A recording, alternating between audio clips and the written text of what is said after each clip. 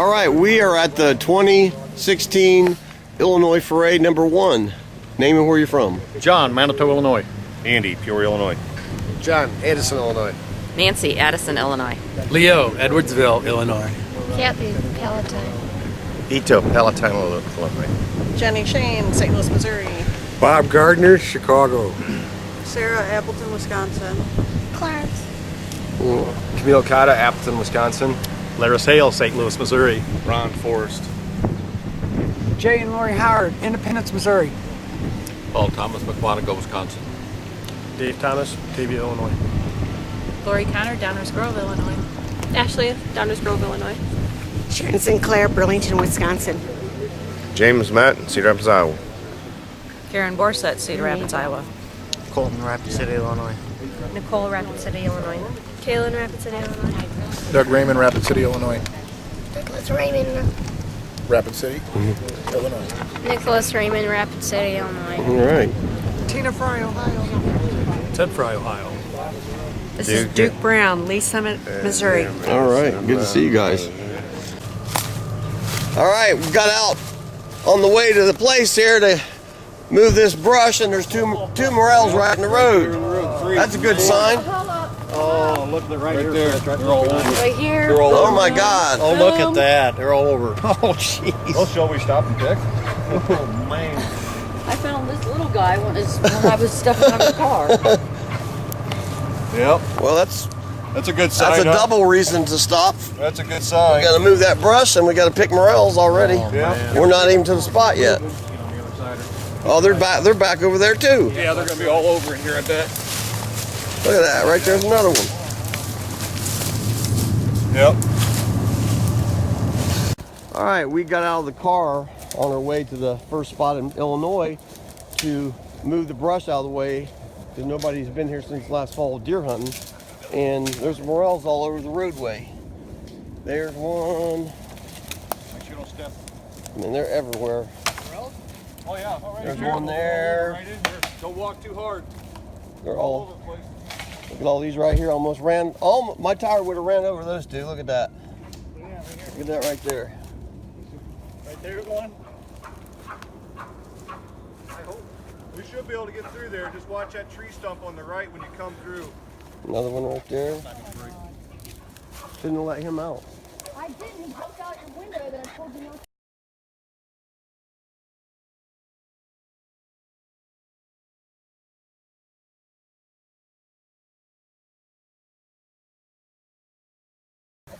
Ooh, and look at the little gray. Cute little gray. You know what I mean? A lot of accidents going in. Somebody's still stuck on it. One, you still got one down there? They're on the hill. They Are made it- the they made extra it through mesh the bags water. because we still Are need they a couple. still down there? Or? Yeah, they were gonna. We couldn't back up to them. They're on this side.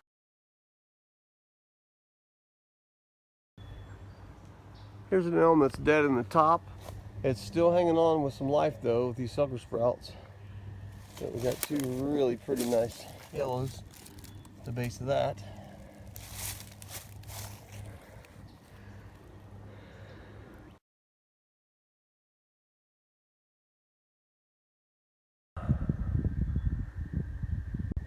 All right, now here we have a perfectly live elm, and 100% live.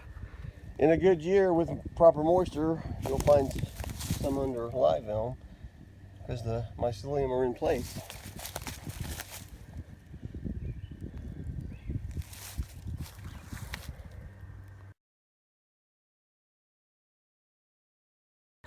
Look at the tree Fisher found.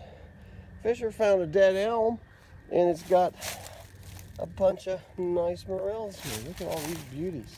Good job, Fisher. Good job. Look at all those big morels there.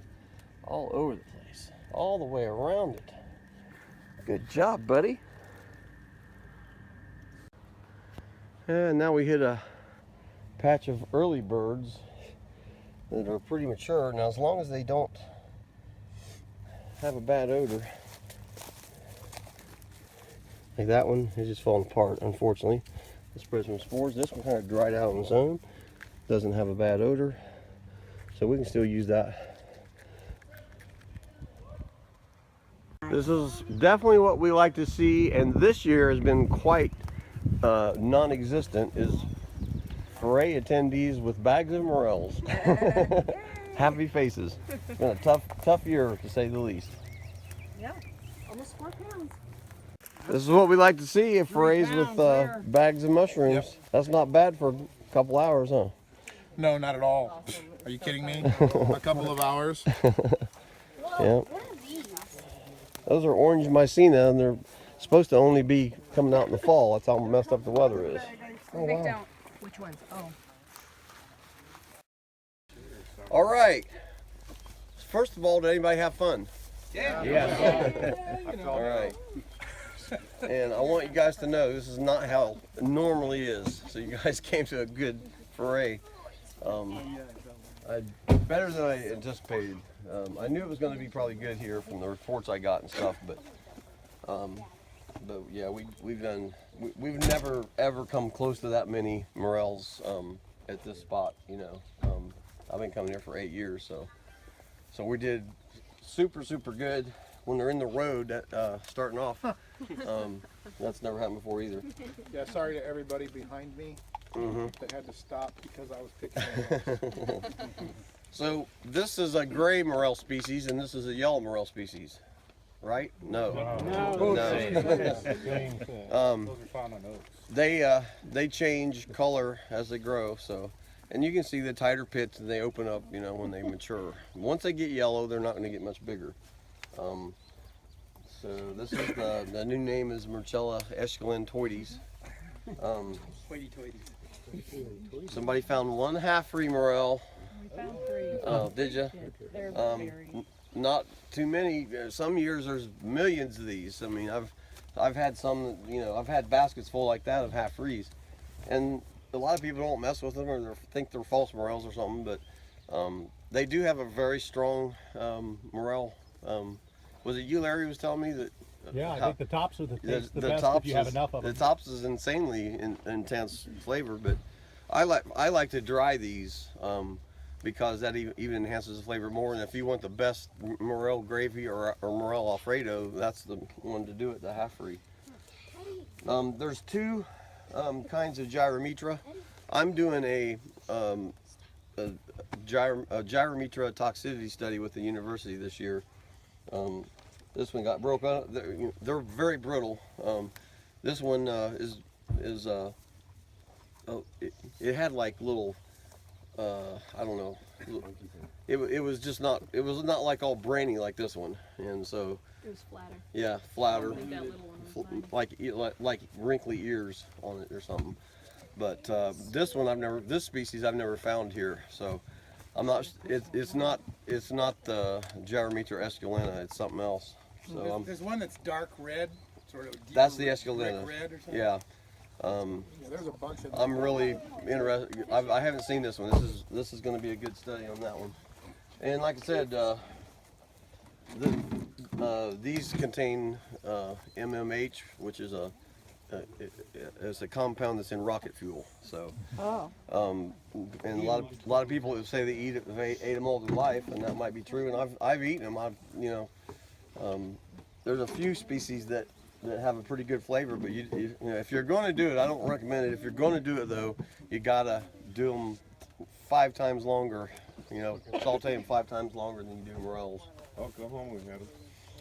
Yeah, the Oklahoma, the Carolina, the big giant red ones, they call them red morels. Those are the least toxic, have the least toxicity. Probably not much different than a morel. So, all right, the oysters. We have these beautiful alien oysters. They're alien to the United States because they shouldn't be here, but they're here, and that's a good thing. So these were a domesticated golden oyster, and they've gotten out into the wild, and they're going rampant in this part of the country. And I've been coming here for 8 years. I found about that many on one foray maybe 4 or 5 years ago, and then it started increasing, and like it's like they're going nuts in this part of the country now. So it's good news. That's a good alien. And those are edible and choice, absolutely choice. Then you have the common oyster is just a creamy color. Now, you can find these in the fall and they're more brown. It's all due to temperatures. The same species. I'm videoing this guy, so hold it down a little bit. This is the common oyster. They're brown, more brown in the wintertime. This is a golden foliota. It's edible. It's in my book too. They grow on wood and in clumps like that.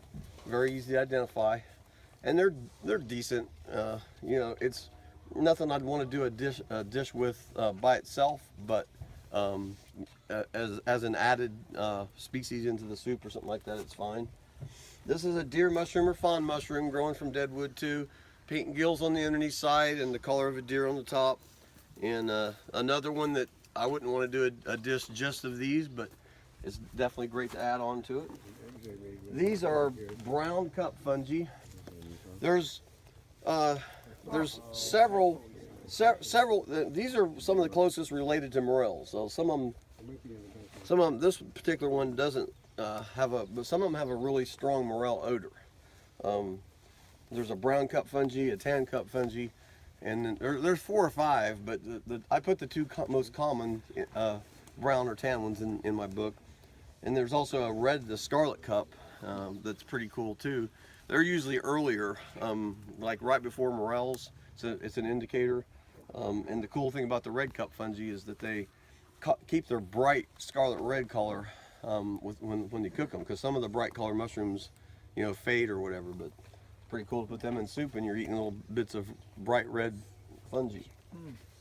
This is an orange spring polypore. It's in my book. There's an orange spring and there's a brown spring that's in my book. Didn't find any brown springs here. We did in Ohio. We found both, but they don't normally get this big. Somebody have a knife real quick? Good one. So, We got 30 of them. yeah, that's an easy question. But these, you know, you eat the edges, you know, and they get tougher toward the end, and but they have a great mushroomy aroma and a great little mushroomy flavor. And then this is that's the orange spring polypore. One good rule of thumb: there's no poisonous polypore.